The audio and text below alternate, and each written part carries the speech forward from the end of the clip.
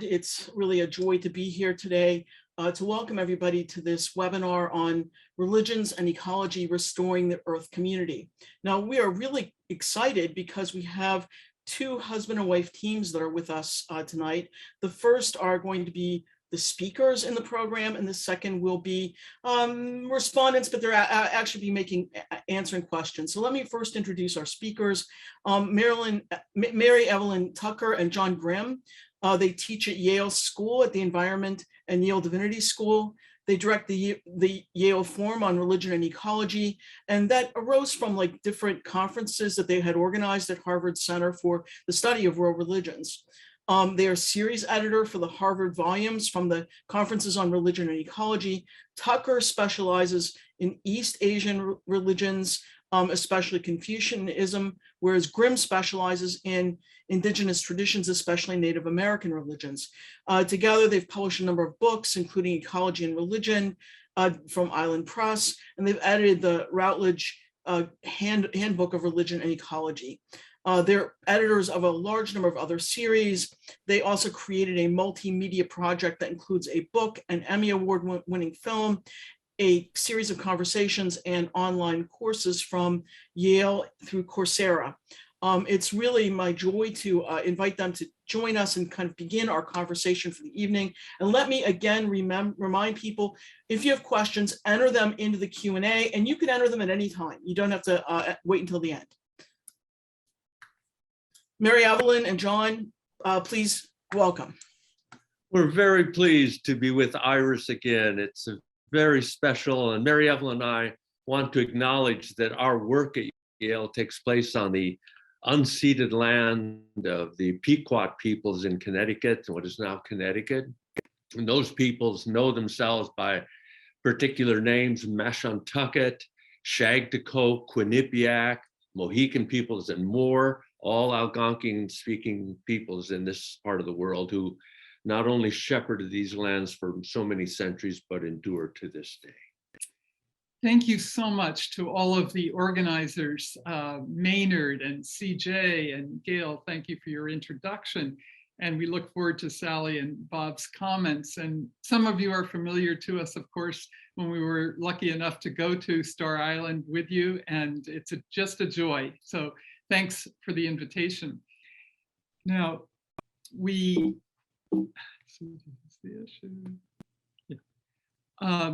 want to begin by saying this project depends on a much larger view of religion.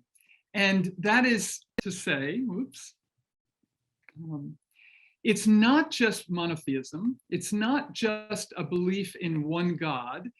It's not simply institutional forms or a church. It's not fundamentalism or orthodoxy. And it's not just narrow morality like sexual ethics, but our whole effort here is a widening to include other world religions. John's specialty being Indigenous traditions, mine being Asian religions, which don't fit into the categories of Western religion. So we want to begin with that. And we also want to just put this quote forward from a wonderful Yale, actually NYU law professor, that says, "A religious attitude involves moral and cosmic convictions beyond simply a belief in God, namely that people have an innate, inescapable responsibility to make something valuable of their lives, and that the natural universe is gloriously and mysteriously wonderful."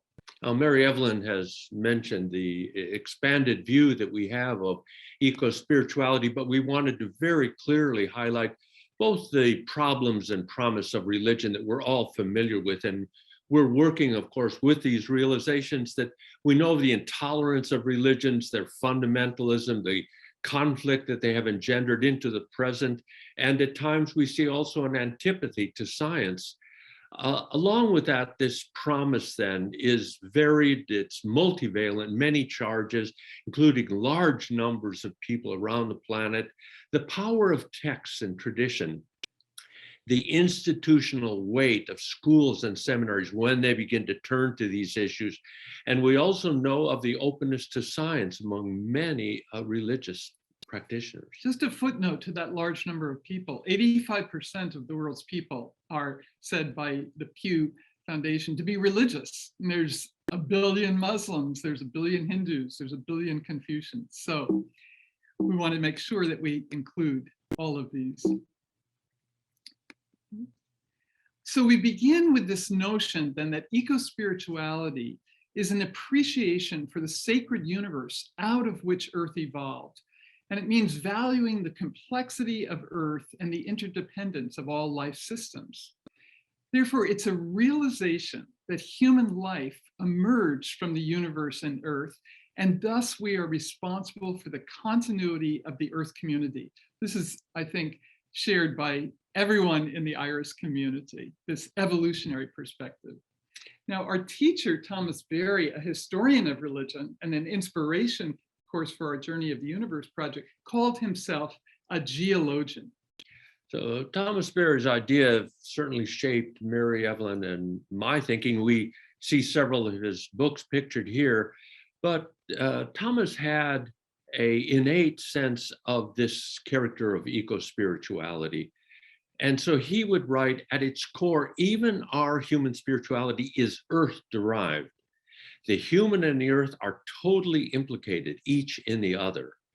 If there is no spirituality in the earth, then there is no spirituality in ourselves. Again, his basic understandings of the dynamics of the earth in human religiosity. As he developed his position in these issues, these thematics, key ideas began to develop. We'd like to use them in developing this PowerPoint.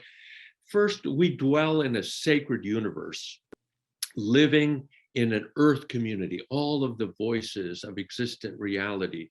This earth, then, he characterized in a rather well-known phrase that earth is a communion of subjects, not simply a collection of objects, and that the great work that the human is called to then is to create a flourishing future for all of the earth community.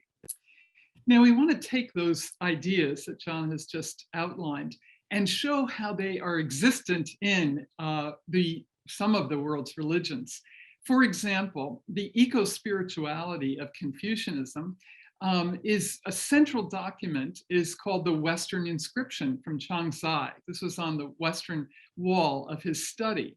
And it contained these key ideas, that we live in a sacred universe where the cosmos is a father. We live in this earth community where the earth is mother. And the communion of subjects for the Chinese worldview and the Taoist worldview is qi, matter, energy in everything. We can cultivate it through Tai Chi, Qigong, but it's in humans, it's in nature, it's in the air, it's in clouds, it's in the whole universe, this matter energy. And the great work in Confucianism is care for parents and family, both symbolically, meaning the cosmic parents, and real in the earth and in families and in communities. Here's the Western inscription. Heaven is my father, and earth is my mother, and even such a small creature as I finds an intimate place in their midst. And heaven means the cosmos. Therefore, that which extends throughout the universe, I regard as my body, and that which directs the universe, I consider as my nature. All people are my brothers and sisters, and all things are my companions. A powerful statement known by all Chinese, even down to the present. And the microcosm, macrocosm identity is a major thing for both Confucianism and Taoism. Now, in Buddhism, we also have a powerful eco-spirituality, that the sacred universe is the Buddha nature in all things, the Tathagata Garbha, the womb of the Buddha in everything. The earth community, as I think most of you know, is a profound sense of interdependence. No independent self. Everything is the together rising up of things, of interdependence. The communion of subjects is that sentience is throughout. Animals, birds, plants, mountains, as well as humans. And the great work is compassion for all life, a profound virtue in Buddhism. Now, valuing nature then is not just for human use. Eco-spiritual values and ethics come from the world's religions, as we've just said, also from mystical traditions and from nature spirituality, which we include in our interests and in our work. The sense of religions of the world religions and ecology has been at the center of our work for the last 25 years. And we've seen it scale up now to the point where there are literally positions available in universities and teaching settings. And this brings forward the field. So we use these two umbrella terms, field to talk about the academic character in education, the conceptual take on this field. And also our work has been very committed to the force. How does religious environmentalism work in a social and environmental concern? So the force of eco-justice brings us to a very clear understanding that human and nature are interconnected, and what adversely affects one adversely affects the other. So from the destruction of healthy ecosystems, forests, fisheries, rivers, and wetlands, we experience the impact on human communities. They suffer from pollution and climate change disasters and the outcomes of floods and fires and drought. This is very clear in the Pope's encyclical Laudato Si, Care for Our Common Home.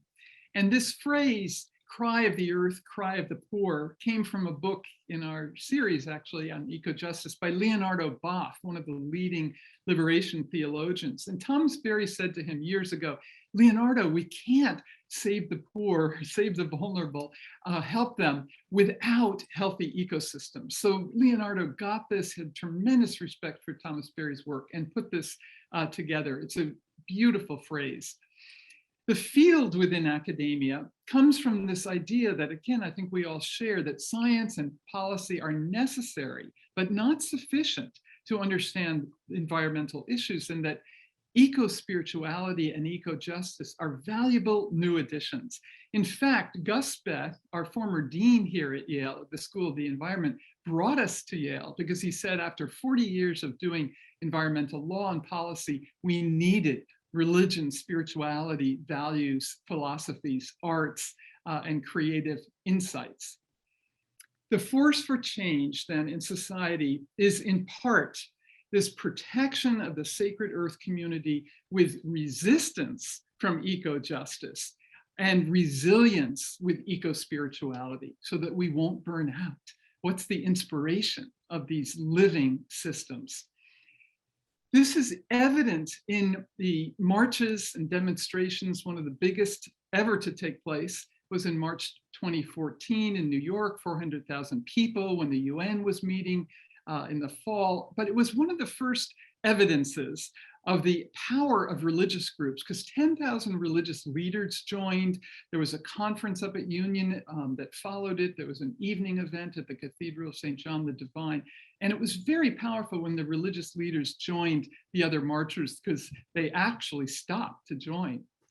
Now, the Glasgow COP conference, just this past November, the key civil society peoples who were there, as you know, were youth.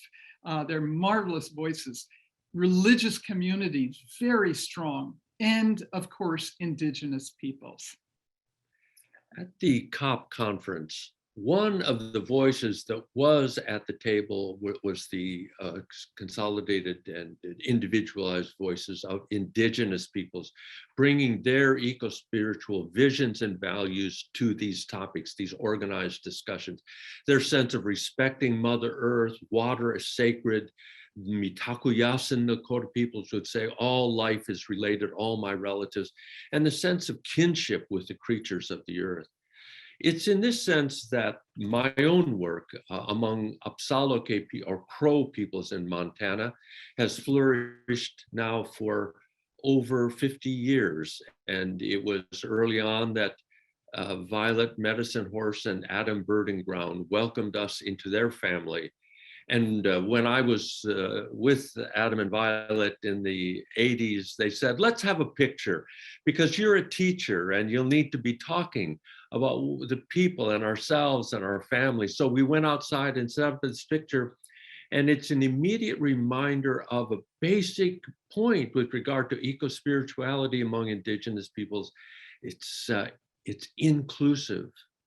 They're pictured here in Native American church or peyote way garb, but they were also very traditional Crow and all the practices of traditional life way of their religious practices, and also members of the Baptist church.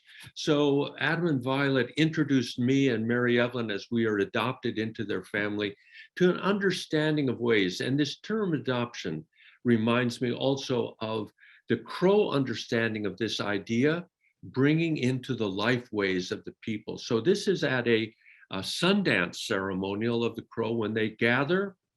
And when one undertakes this ceremonial, generally you go to an elder and they adopt you and they begin to teach you.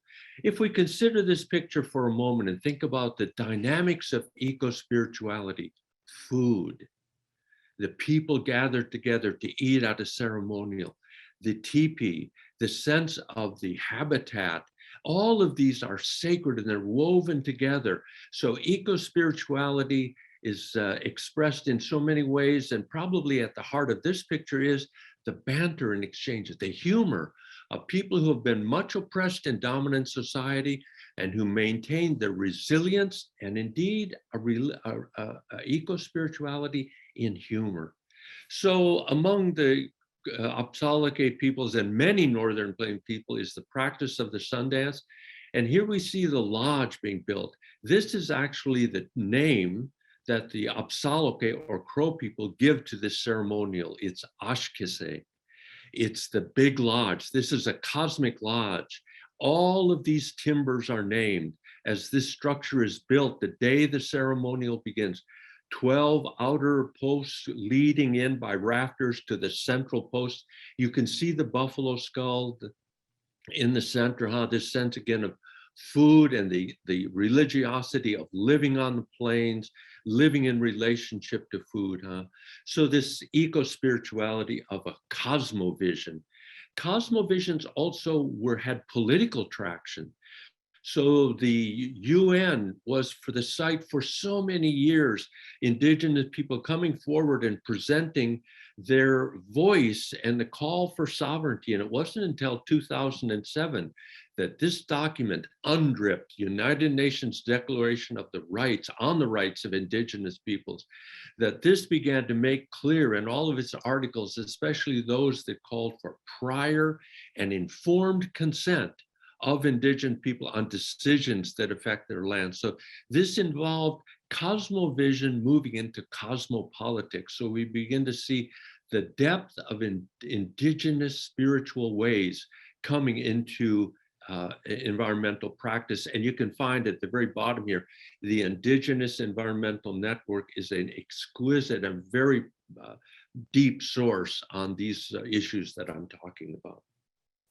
So as we see eco-spirituality and eco-justice finding voice among Indigenous peoples now at all environmental gatherings, they bring forward this question and this insight of the sacredness of Mother Earth and all life.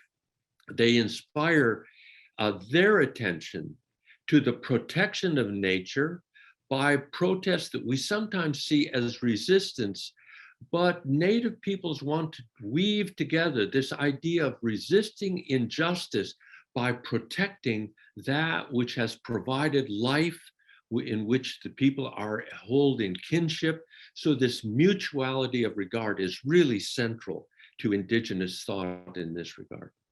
We know Standing Rock in 2016 provides an example in which the largest gathering of Indigenous people in modern times drew together to resist the Dakota Access Pipeline and to protect water and to defend the sacred. We see how these two symbolic references are interwoven together. And Standing Rock has provided an example, an ongoing example of how the voice of Indigenous people, their sovereignty, is coming to play a role now in environmental issues.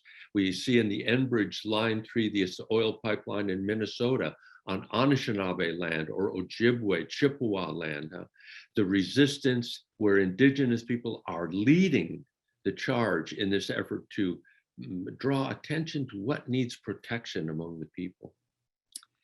So we also just wanted to share with you something related to what John has just said, and thank you. That in the United Nations context, an interfaith rainforest initiative began in 2017. It's very exciting, actually, because it's a combination partnership with United Nations Environment Program, the Norwegian government, which had spent over 12 years, something like $4 billion for protection of rainforests, and said something is missing here. And they realized it was the voices of the indigenous peoples of these areas and their sacred culture and practices and their rights. So we came together in Norway, actually, the Forum on Religion and Ecology, Religions for Peace, Green Faith, and we began to form this initiative.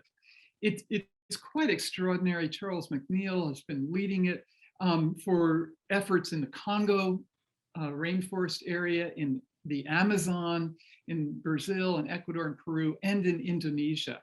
So this has also been picked up, this idea of the voices of indigenous people in protection of these areas. And in 2019, the Vatican did this very special synod on the Amazon. I went to a prep conference for this the year before it at Georgetown, which was extraordinary. Cardinals sitting in the front row from the region and elsewhere, not in their red, but listening to indigenous peoples and their practices. So a huge effort. It's interreligious, it's interdisciplinary, and it's brand new, never to have taken place before. So the problems and promise you can see right here before you. I want to then turn to Asian religions and ecology in a broad sense. And simply to say this was part of the inspiration for me in beginning with John, these conferences at Harvard in the mid-90s for 3 years, because I had I'll tell you in a moment about my experience in Japan, but 2/3 of the world's people are Asian. We sometimes forget that here in the West and in the US, but the rapid industrialization of the last 50 years has brought major environmental challenges across China, India, Southeast Asia, and so on. And India and China, there's more than 1 billion people in each of these areas. So this destruction of the environment and its effects is in part why we are in this imbalance.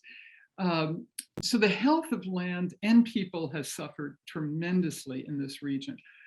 And we need this eco-spiritual and eco-justice responses to create a future that is life-supporting. I want to mention one huge industrial effort in China and across Asia, all the way to the Middle East. And it's called the Road and Belt Initiative, the largest industrial complex initiative in human history. And most Americans know nothing about it, and it has tremendous environmental implications, largely deleterious. Now, all of this interest and efforts in terms of Asia began with me when I went to teach in Japan in 73, 74, and you have Fuji and all across Asia. It was very different 50 years ago than now.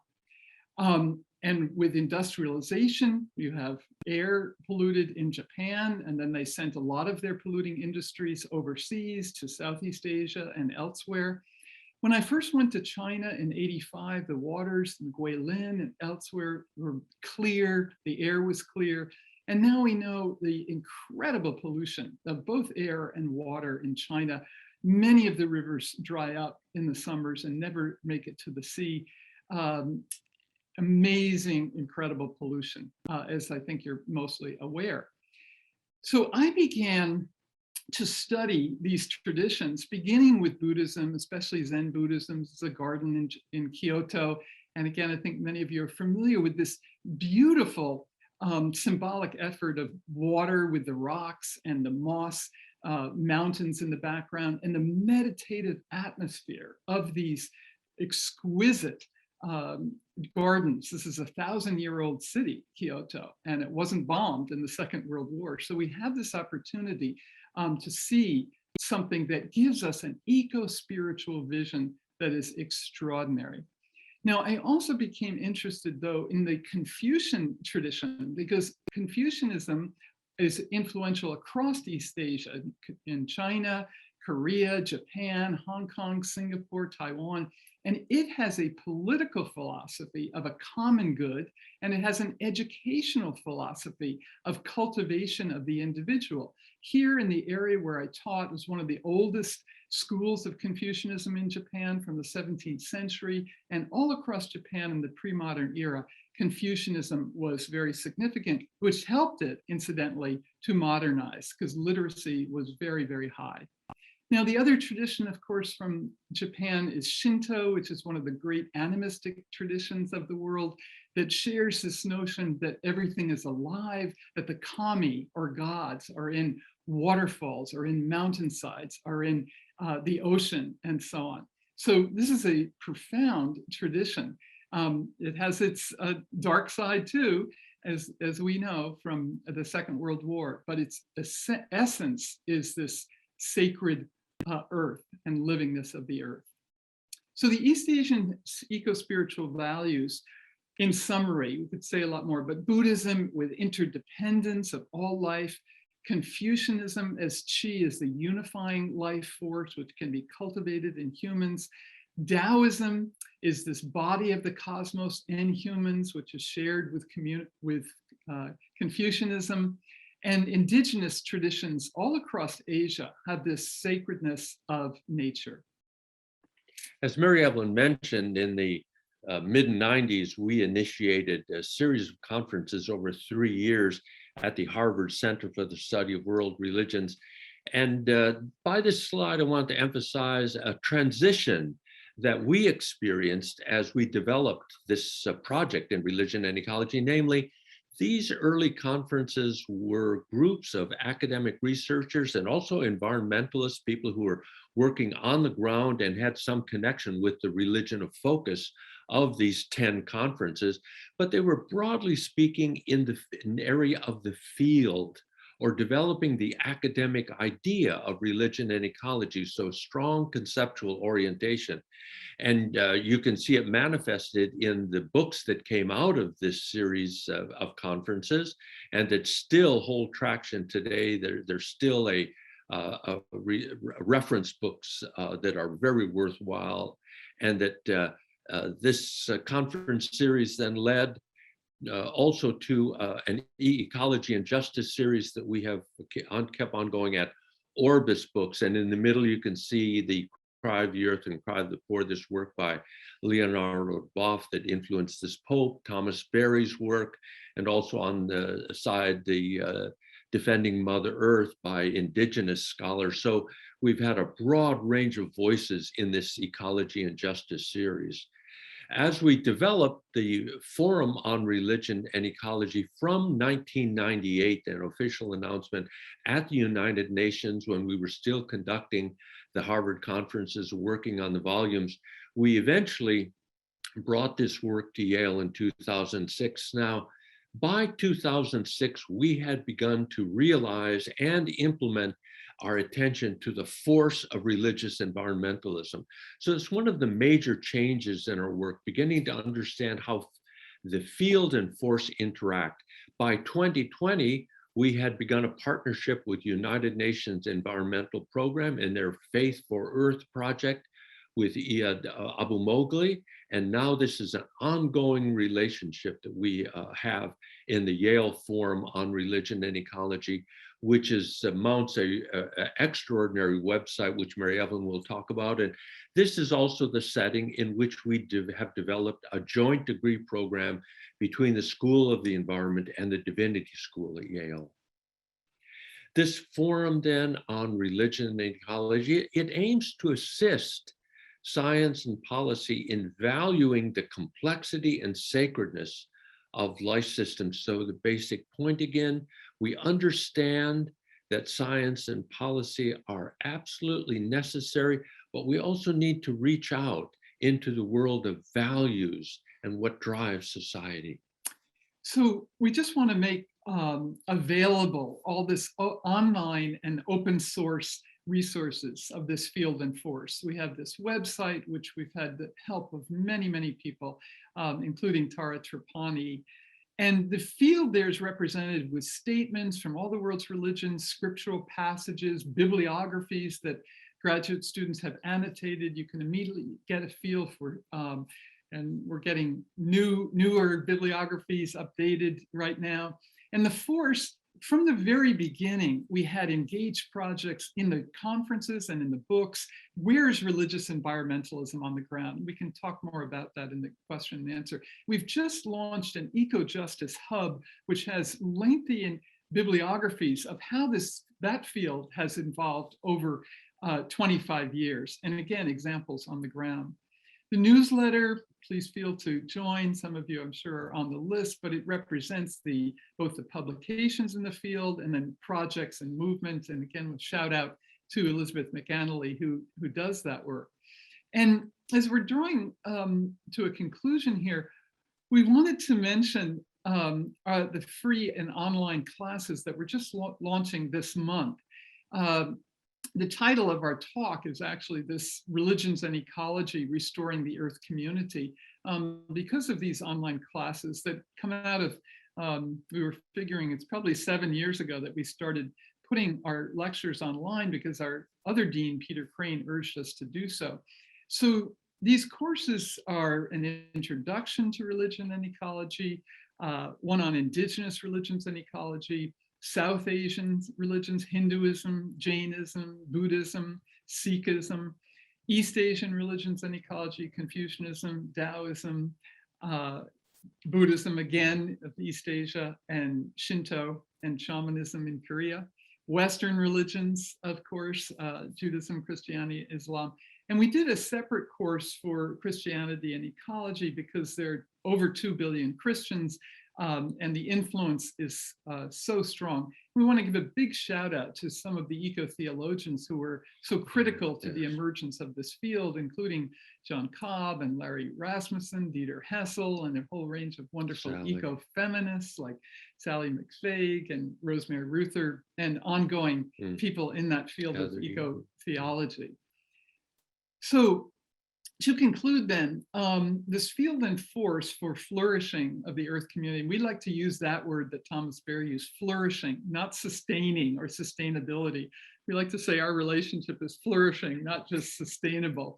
So that eco-spiritual and eco-justice values are emerging as a new conjunction. And in schools, high schools, colleges, and seminaries, this is beginning, the yeast, the leaven is rising, even though it's going to take a long time still. And the leadership and community outreach of religious leaders has grown exponentially over the last 5 to 8 years in particular.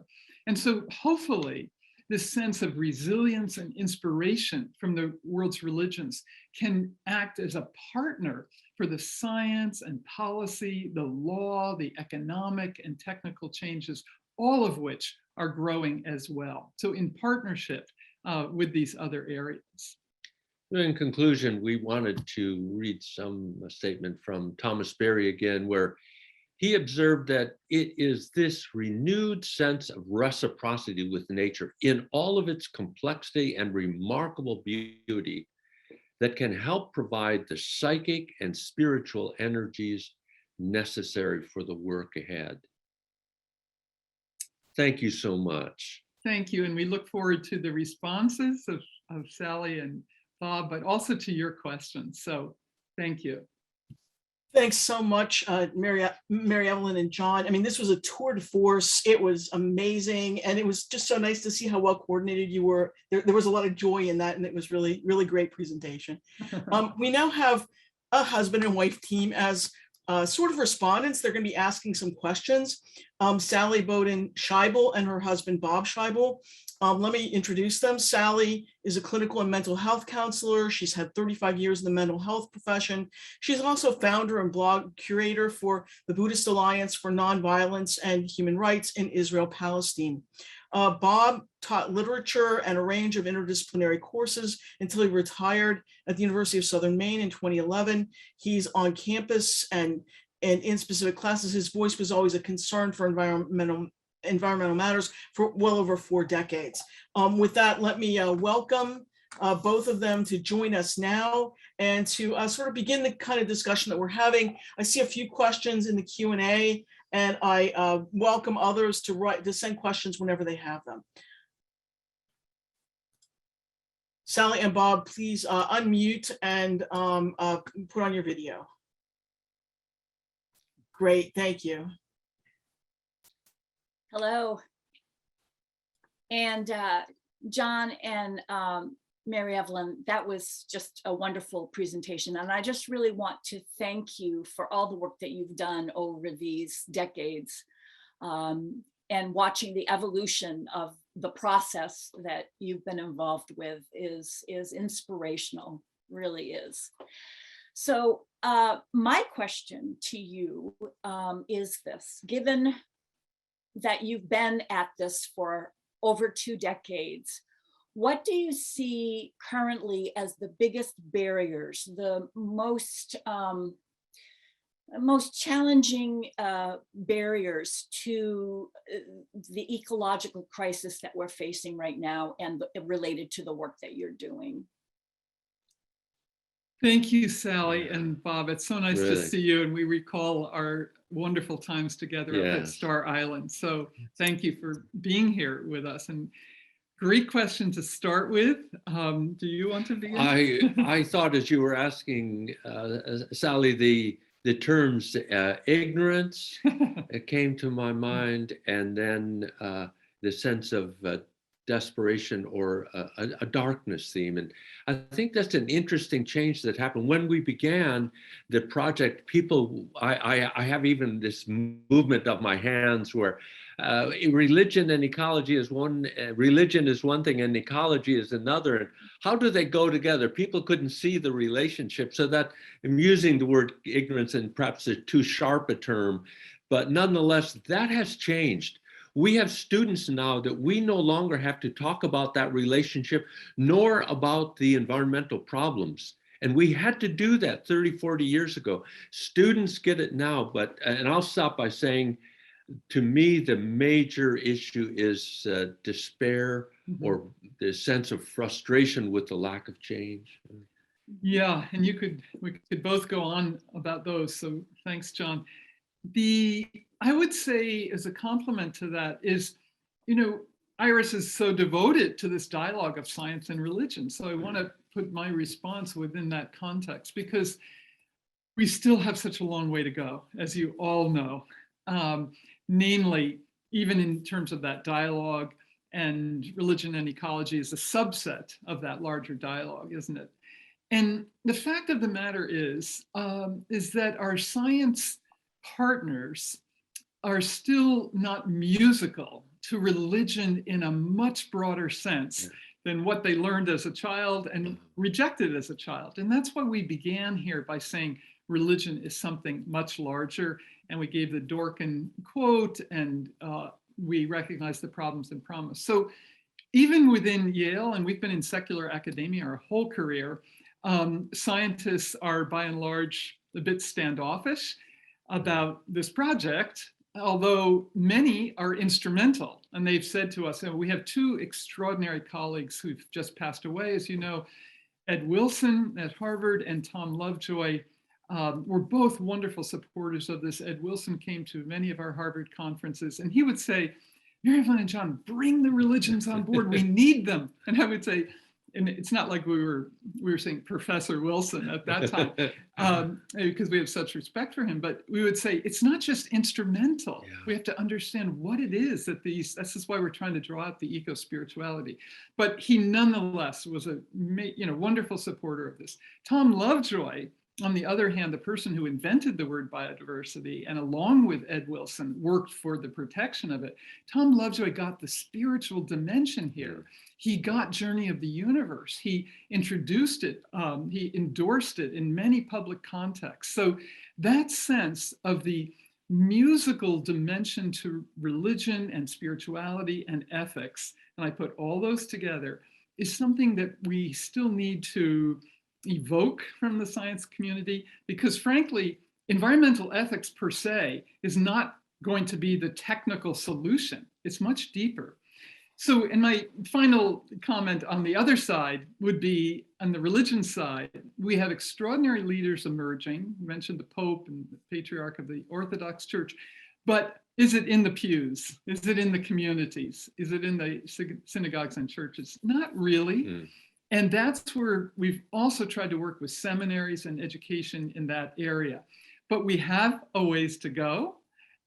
We have encouragement, I think, from other parts of the world. And sometimes in the US, we think, oh, so we need to evoke that from laity and from religious leaders. So we could go on, but maybe Bob's question is next. I don't know. Well, you kind of anticipated my question, but before I get to it, I just want to say, echo what Sally said. It's just so impressive what the two of you have done and what you are doing.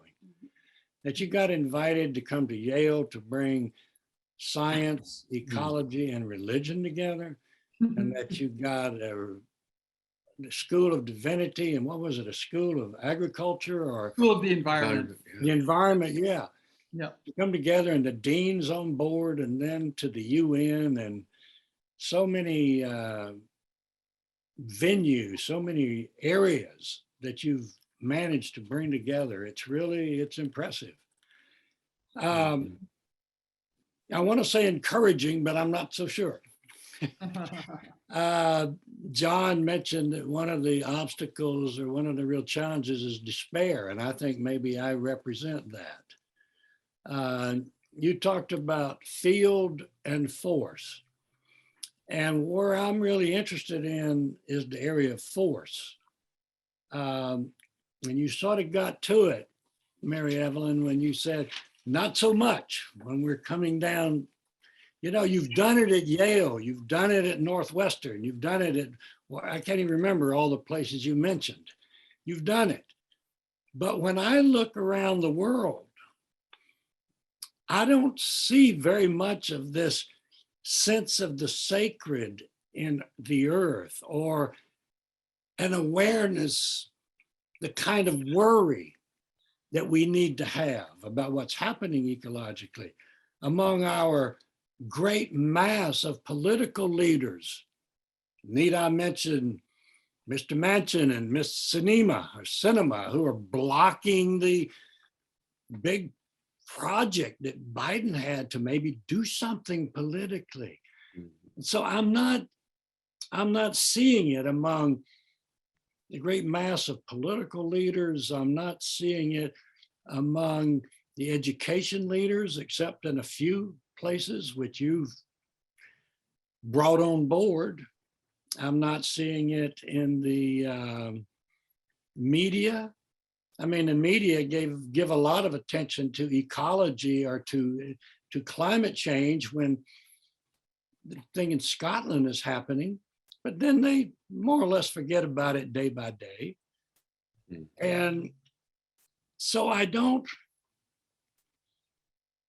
guess my question to you is, do you feel that you're going to be able, not just the two of you, but the others you're bringing on board, are you going to be able to get that field enough into the force at these levels required to stop us from moving into a kind of dystopia that's induced by climate change and the wider ecological crisis? Are we going to, what's your sense of whether we'll be able to do it in time to forestall that? My empathy and sympathy are extending through the screen and through the vibratory waves of this medium to your position, Bob. I think a lot of us feel that despair. For us, our students are a constant source of hope. So I would just give a big shout out to those students who are working in food and working in energy issues, and then come to our courses and report on activities that they're seeing. And in that sense of activities, Bob, I'm reminded when I watched much of the Glasgow COP, I just fell into more and more discouragement as I listened to this, because I didn't hear the big movement. But I was hearing from many of the participants what's happening among NGOs and civil society. And I think we're seeing something similar in our own political scene now too. We want the big move to take place, but it's really at local levels that so much of this is going on. And I always want to send a shout out to those groups also, that it's never been just Tucker and Grimm. It's always been a large consortium and a collaborative effort to bring this project forward, and it will continue to be many voices. But the issue that I come back to in the question of existential despair is the 20th century was wrestling with that issue on the political and militarized level. And now we are wrestling with it on the planetary level. And along with that planetary level is emerging a profound mystery in the human community. We are beginning to wrestle with the whole idea of ourselves on a planet, and that image of the earth from space is part of it. But just finally, the Taoist perspective is marked in my mind that by that extraordinary phrase from the Tao Te Ching, know the bright, the rational, the insightful, but hold to the dark. And what that piece of wisdom is about, it strikes me, is to acknowledge the despair, the struggle, the difficulty of the darkness of life, but also the inherent mystery of it too. Yes. Thanks, John. It's such a good question, Bob, and something I've been writing about in my diaries for more than 25 years since this project began. But because we all sense what John just said, the light and the dark, but we're in a yin-yang moment. Everything is yin-yang. It's not black and white, right or wrong. And I want to take this to other levels than politics in this discussion, because although let me mention one of the great inspirations of religion. I went to college in Washington, D.C., where Nancy Pelosi went. I was deeply involved in civil rights and the anti-Vietnam War movement, as many of you were. And what sparked that? It was when the religious communities came on board with civil rights to say separation, separate but equal, is not justice. And that was the voices of Martin Luther King and so many others, John Lewis and whatnot. So the religious communities have that power, as they did with the Quakers in abolition and so on. There's a moral force here that still needs to rise up, but it's got to come from deep spiritual depths of the earth itself. And that is what Thomas Berry offered us. It's what we were trying to do in Journey of the Universe, to say this is a extraordinary 13.8 billion year process. It's at a amazingly complicated moment, the most challenging moment in human history, absolutely no question. But if we align ourselves with these processes, and that's what Confucianism has done, Buddhism has done, and so on, in its spiritual vision, there's a possibility of going through this hourglass that E.O. Wilson would talk about, of extinction. It's an hourglass of immense proportions. So I want to also just say, though, like John said, this is so many people working on this. This is not about us. It was Gus Speth and the dean at the Divinity School who created this program here. They invited us. They did all that hard work. And we've had supporters and funders who said, this is something important. I feel the universe opened up a space for this and is still opening up space for it. But believe me, I am sleepless at night about these kinds of issues. So I want to just highlight, though, in conclusion, I never conclude this kind of a question, but I hope some of you have had a chance to look at Jane Goodall's new book on hope, which I'm buying up copies and giving away by the dozens. It's extraordinary.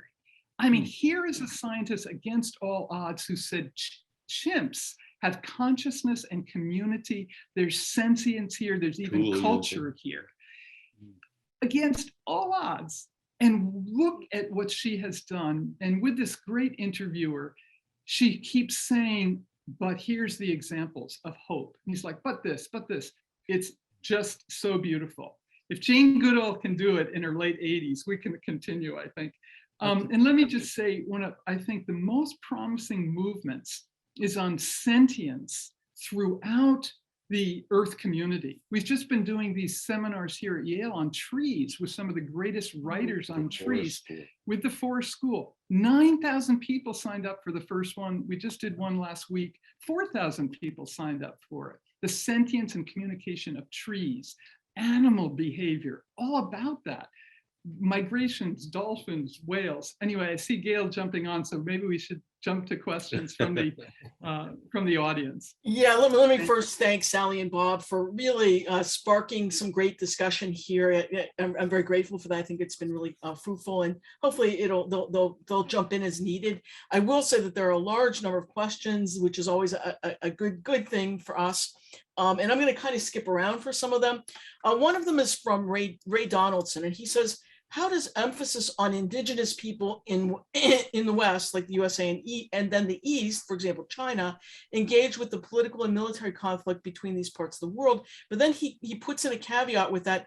It's about indigenous, but should also include religion and spirituality, not just the political. And since you've been avoiding the political to some extent, you might want to work on the religion and spirituality component to that.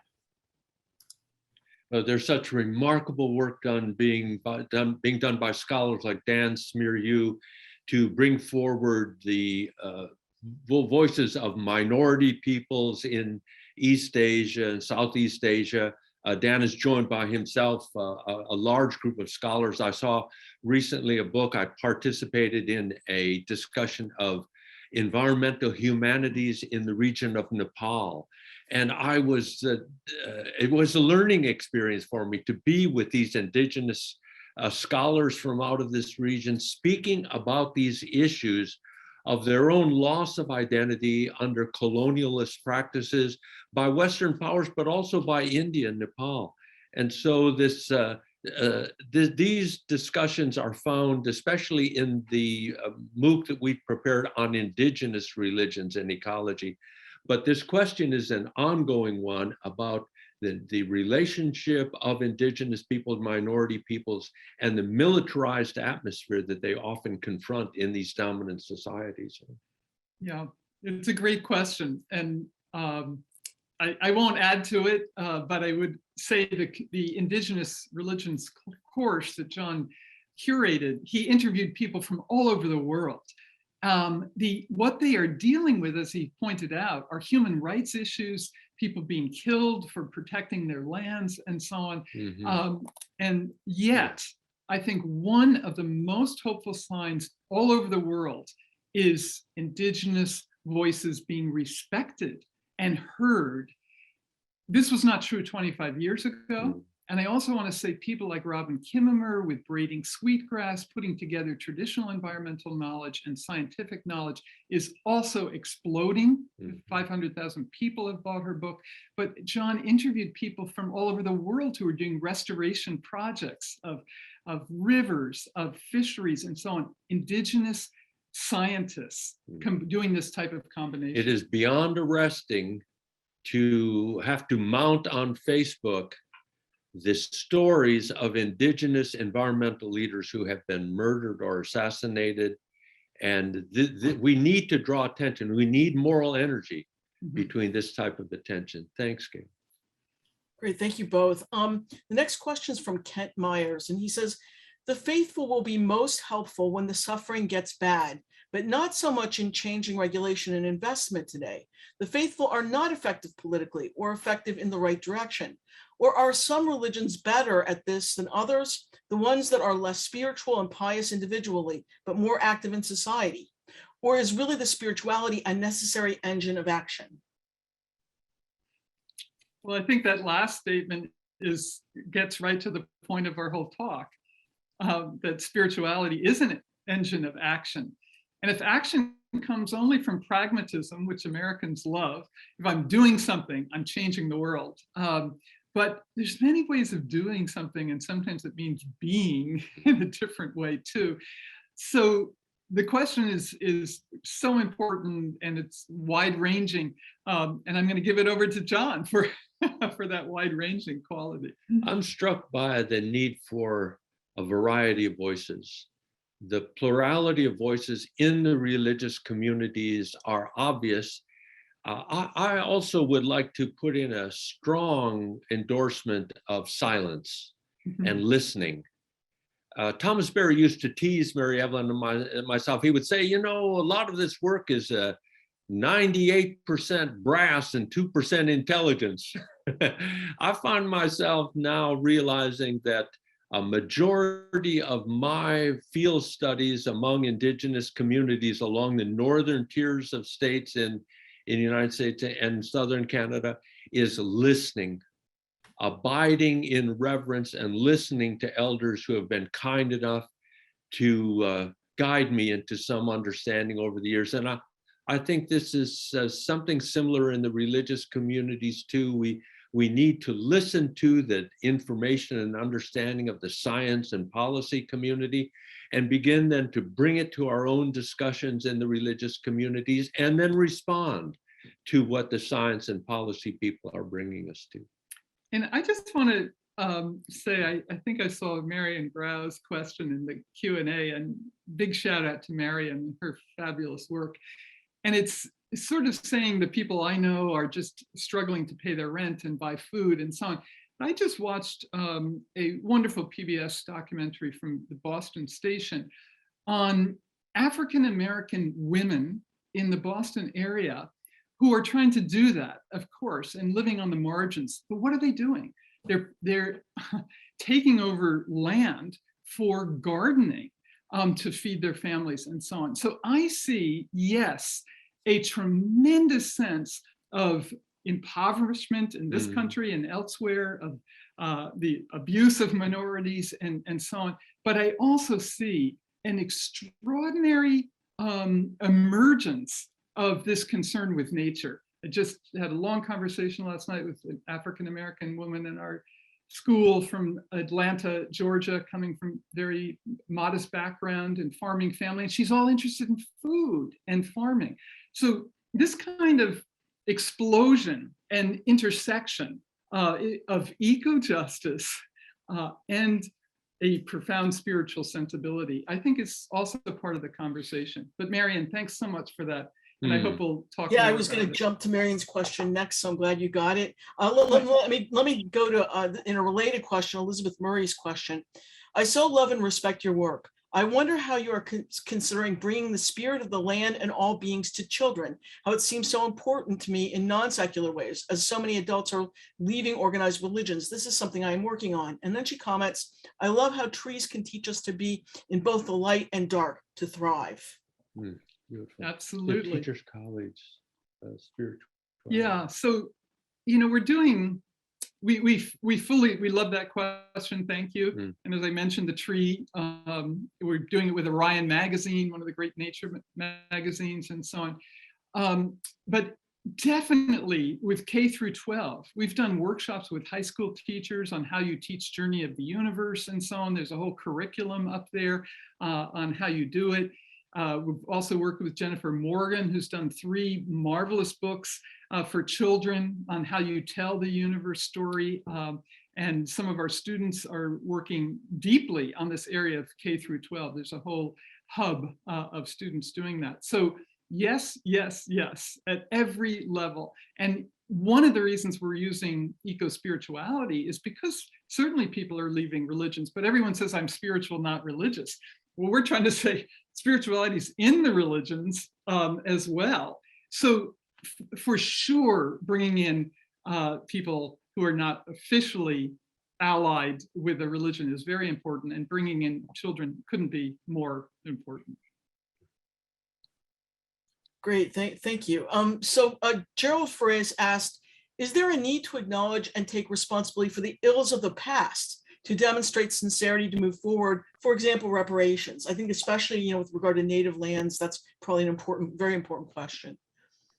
In the position that Thomas Berry articulated in a very early essay, 1978, the news story, where he was not only entering into evolutionary time, evolutionary history, but emphasizing that out of this time and space has come diversity and difference. And the sense of difference was something he emphasized very strongly, different voices, and how to hear those voices now in our own times. And that sense of the inner character of those voices and the unific relationship between them, the communion experience, as he would put it, between different subjectivities. What was the thrust of the question? I missed the reparations. Reparations. Thank you. That telling the story is so crucial in terms of the work that I find myself involved in with Indigenous peoples, that story has not disappeared in those communities in all of its diversity. The different tellings here among Pequot peoples in Connecticut, among Apsalohke peoples in Montana, or Salish people on the Northwest coast, these are very different stories of encounter, and they talk among themselves. We need to enter into that dialogue profoundly with the African American community also, and the whole slave trade, that lengthy story of oppression and despair. And I just want to say, in a course that we've been teaching for several years on environmental history and values, especially in some of the early American environmentalists like John Muir and Aldo Leopold, one of the graduates of our school who did the land ethic, but both of these had very problematic views of Indigenous peoples, of minorities, and so on. So this is something that our School of the Environment, which is 120 years old, is trying to deal with. And it's extremely important as what is legacy? It's got to be reinterpreted. And every time the Sierra Club is doing the same thing with John Muir, and a big, huge discussion. I want to also jump in, if I might, Gail, because Wynn Kerfunkel yes. He brings up specific questions about his Lutheran church. Do you want me to read the whole thing so that way you have it at your fingertips? So Wynn says, I wonder how our new organization, which is a small ministry through our small Evangelical Lutheran Church of America church in Michigan, I wonder if as we grow our mission of environmental conversation and faith-based leadership, we might host local community members who take your courses and organize local scholars groups. Thus, we localize and personalize the course work while expanding our local efforts into global terrain. Might we get support, advisory, not financial, from the group? And he also has his contact information. He says, no, he didn't answer, but he's looking forward to conversation. So we'll try to get you his contact information, but probably talking about this will also influence others who may have the same kinds of questions. Well, Wynn, I really wanted to call out your question because we have Journey of the Universe online courses with Coursera too, and some universities are using it in this particular way. They have the students, do the listen to the lectures and do the readings, and then they discuss it in class. But the idea for religious organizations to use these online courses and have discussions is absolutely at the heart of what we would hope, okay? So any way they can be used, and we'll figure out maybe with our wonderful TA, Sam King, for some advisory capacity. So thank you for that question. And comments have come in to us from students now engaging these courses from around the world who make very positive comments about entering into a structured educational experience in this. And when I read these responses from students, I'm immediately thought of the effort we have made with Coursera, the platform that carries them, to make these courses available for free to anyone around the world. And also Coursera has responded with scholarships to those who apply for them. So this win would also be an avenue to explore. And all the lectures have transcripts. So people around the world whose first language isn't English, they can read it as well. So anyway, thanks, Wynn, for that question. There's a question by Barnaby Federer. I'm a neophyte in studying Indigenous spiritual traditions, but it strikes me that they are grounded in a far less populated world. Do you see any issues in translating Indigenous spirituality to a planet with so many billions of humans? would find for myself, the word translate, it has to be nuanced. In other words, I don't find myself trying to exploit a particular tradition and to mine it for resources then to bring into dominant society. On the one hand, I think it's a dialogue, but it's also a recognition of relationship in telling the stories of that which has already happened. So there's a historical work that has to be done, but then also the deeper ecological work, I think, comes after the historical, the revisiting of our encounter. And that deeper work, I think, is a hearing of the voices. So when we say we now, the dominant civilizations are much more populous, it's an obvious point, isn't it? And it really emphasizes the human character of the dialogue. We're many, you're few. So it's not possible to take your small scale society concepts or ideas or religiosity and map them into our world. We have to somehow be the leaders in this. But if you consider these small scale society, indigenous societies, they were in conversation with a far more numerous world of voices. They already were encountering many voices. So the numbers issue is not something that moves me a great deal anymore. I think what we really need to pay attention to is the historical telling of the encounter, and then a shared mutual discourse about where we are going into the future. Indigenous elders are very keen to explore this together with us.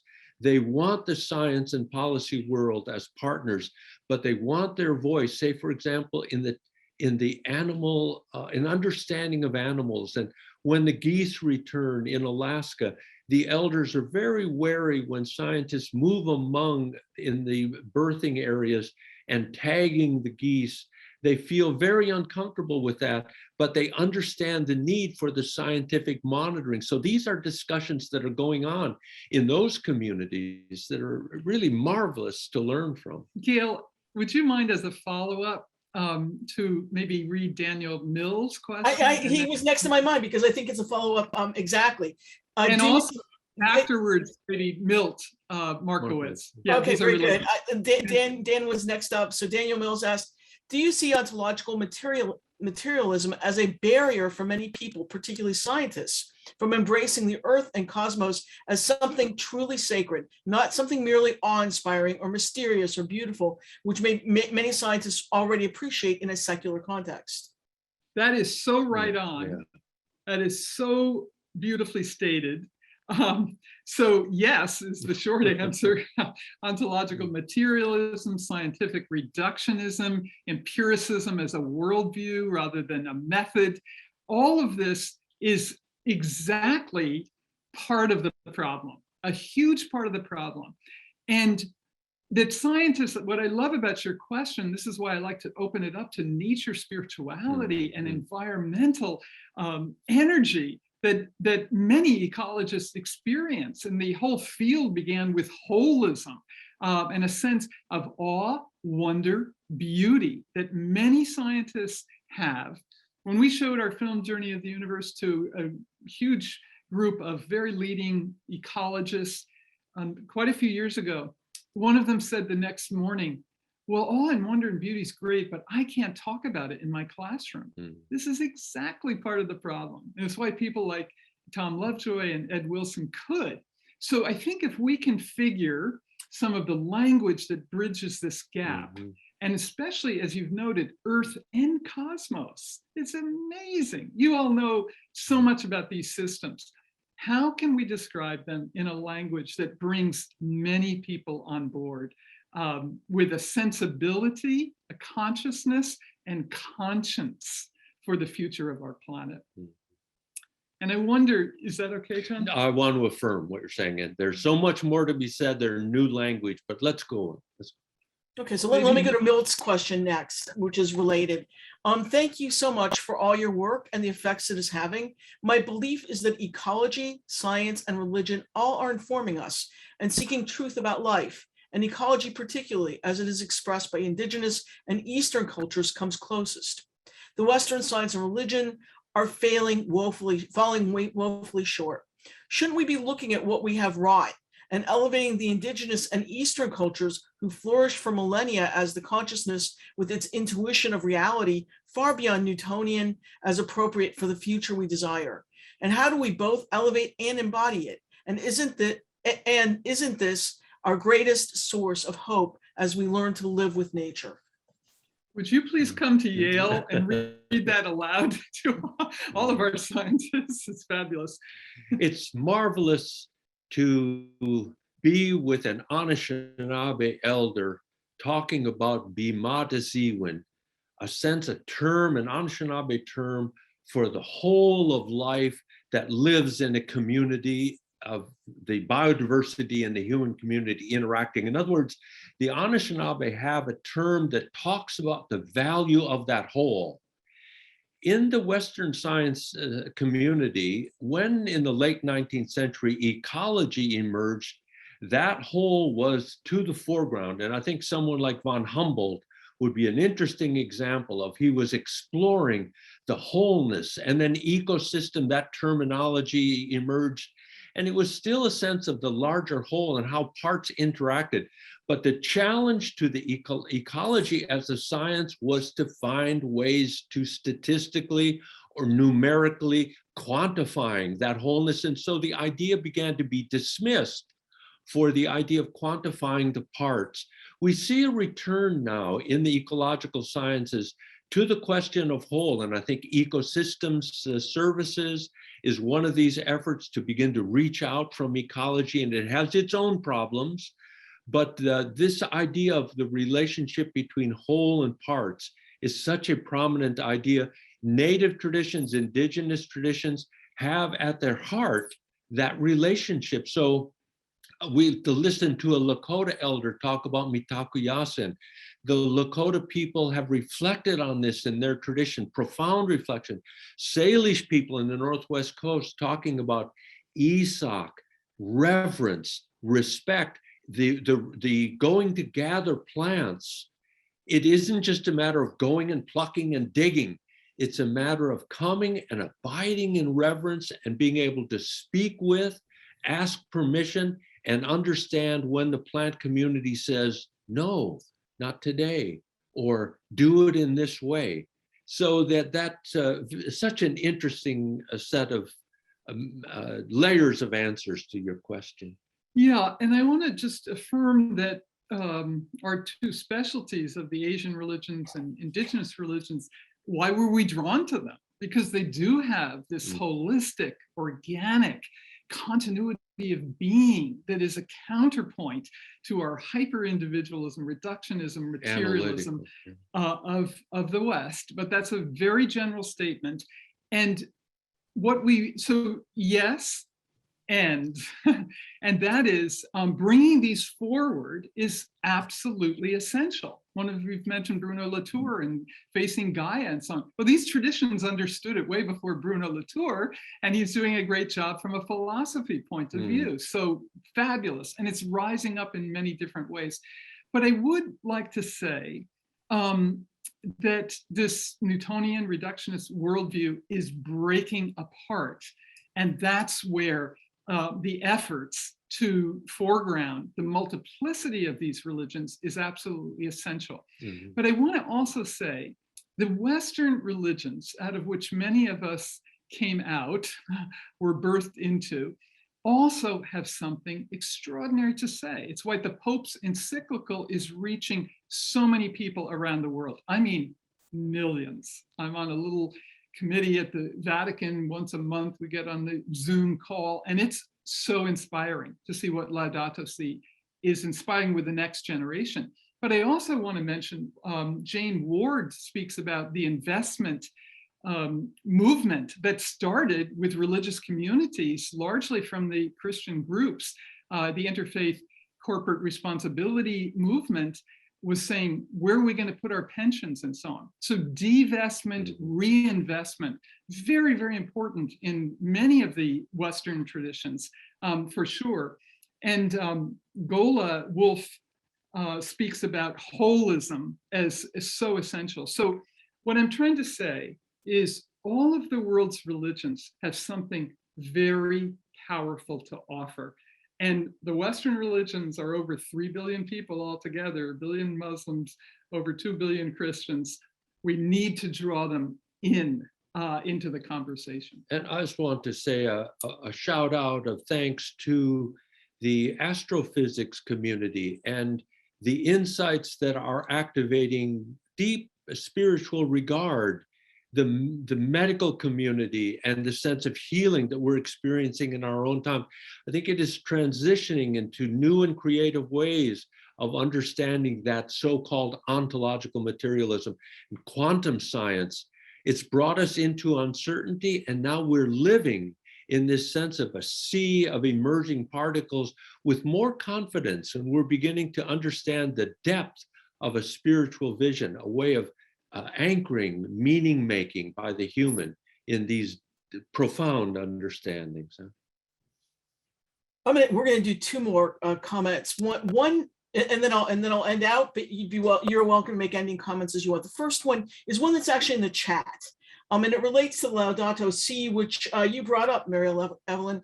It's from Gerald Ferreas, who says, "I have never even heard a mention of Laudato Si in our Catholic Church, despite attempts to prompt a conversation when the encyclical was published. Isn't there a problem of proportionality, not at scale, scope, or urgency in the proportion to the size of the problem?" Absolutely. And what I really want us to take in, and that's why I mentioned this Vatican committee that I'm on, is I want to take in the rest of the world. Here in the States, and I come out of the progressive social justice Catholic background, as does John, we know the problems of the Catholic Church are massive, including women and all kinds of issues. But we have in the US some of the most conservative bishops around the world. That is a problem. We're hoping there'll be a generational change at some point. But I want to direct you to the bishop in New Mexico, who has come out with a huge effort at peace in relation to the nuclear industry in New Mexico. It's a counter example. So Laudato Si in the parish, it hasn't happened. Dan Mishi has a climate covenant here in the US that he's Catholic Climate Covenant. I urge you to look at that.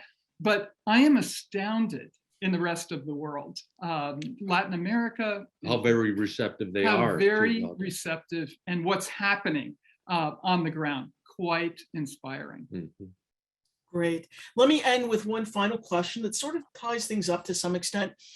Brings us back to the science discussion. The systems, this is from Chuck Fowler, the systems we call ecological systems also involve components that interact through evolution. They are also ecosystems. How does the realm of natural selection fit into your thinking? Well, you called us into the difficulty and limits of a couple of historians of religion who wander the halls of a school of the environment, and our colleagues wonder what we're doing there. And so we have to sit down and talk about what we're doing. And the amazing thing is they talk about what they're doing. And that sense of the world of natural selection and sexual selection, for example, is a topic of really a hot debate or hot discussion now, and how evolution is proceeding in these ways of fitting into a niche, or the sense of the sexual selection in which a species have determined evolutionary dynamics within a species. So the question, as I take it, is the sense of subjectivity in the world around us, and how the world is speaking to us of an incredibly creative act in the world. How about Richard Crumb's work? Well, that's why I was going around it. I didn't want to drop names. You go ahead. No, you go ahead. But in Richard Crumb's beautiful book, Evolution of Beauty, he undertakes to discuss this question. And interestingly enough, Richard also, at the very end of the book, he brings up a point which I find so interesting. He raises the question of eugenics and how it enters into the influence in the science community.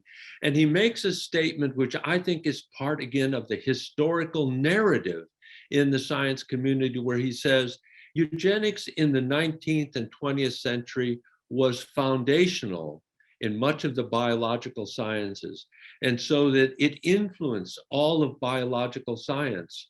And that discussion needs to be carried forward into our understanding that it is a deeply problematic perspective, which hasn't been clearly understood by the larger community.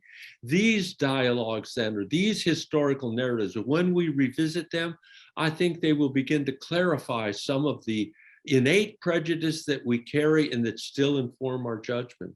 I just want to say very quickly to that question that ecosystem science and system science is making huge contributions to a much more integrative and holistic vision of science itself. So I just wanted to put excellent. that. And Elizabeth also has a quick comment there that the bishops in the Philippines have launched a huge program on Laudato Thanks, Si. Elizabeth. And Thomas Berry was very influential on the bishop's letter years ago on our beautiful land is being destroyed. So that's a long history in the Philippines. Great. Let me thank you both. I mean, what a delightful time we've had together. This has just been incredible. There are still many more questions that we will forward to you so you can see them. There are also just some comments. And I just want to mention that some of the comments are extremely positive. They were very excited about what was being discussed, and they just made comments that they love this talk. Shout out to the both of you for being amazing teachers and torchbearers. I mean, comments like that in the discussion. So there was really a lot of excitement and enthusiasm that came from your talks, your talk today. And let me thank again our respondents here who also, I think, did a really amazing job for us. It was really a great evening, and let me thank you all. And I'm now going to turn over to Maynard, who will end. But Maynard actually has a question. So Maynard, it's up to you. If you want to ask the question or if you want to end it, it's your choice. You're the host here. Well, I just want to ask Mary Evelyn and John to speak about the United Nations connections that they have. The economic driver is so important. More than half the world's nations are so dependent on the extraction industries that it seems to them that some of the climate change and some of the new initiatives are going to will not complement, but just will compromise their economic base. And I just wonder how that is getting discussed in the United Nations. Yeah. So Maynard, that's a super question. Yeah. My brother is head of Chubb Insurance in New York. The insurance industry is all over this issue with climate change. You look on the websites of Swiss Re, Munich Re, it is right there. This is an emergency of immense proportions. There's financial reports from the Wall Street community, I can give you references later, of the trillions of dollars this climate change has already cost and will cost our economy. That is breaking through a lot of the denial. So the economic community, beginning with ecological economics in many contexts, and corporate social responsibility, a business with a conscience and so on, is breaking through. I agree, though this is a huge and important area. But I have hopes that there will be breakthrough. John Fullerton's work on regenerative capitalism is extraordinary. I recommend it highly. He's doing an online course to be launched this spring. I've also found, Maynard, an interesting source of hope in this obfuscation through clarity. Namely, the oil-producing nations in the Middle East are now beginning to speak about alternative energies, and not only speak about, but invest in it. And I think that those types of often hidden language, they obscure, they obfuscate the remaining emphasis upon fossil fuels, but the clarity, the future clarity, I think is there. We need to push very hard for them to be clear about their commitment to alternative energies and literally move in those directions. Well, thank you. If you can see some hope in those discussions about the economic issues, then that's in my mind the most hopeful thing that is emerging in this whole discussion. So let me echo what Gail has said by way of thanking you for your leadership, not just for tonight, but over the last decades and your continuing work. Mary Evelyn and John, you're doing fantastic work, and we greatly appreciate your leadership. And thanks also to Sally and to Bob for their part in this dialogue. And of course, we're always indebted to our technician, CJ Love, who is working behind the scenes.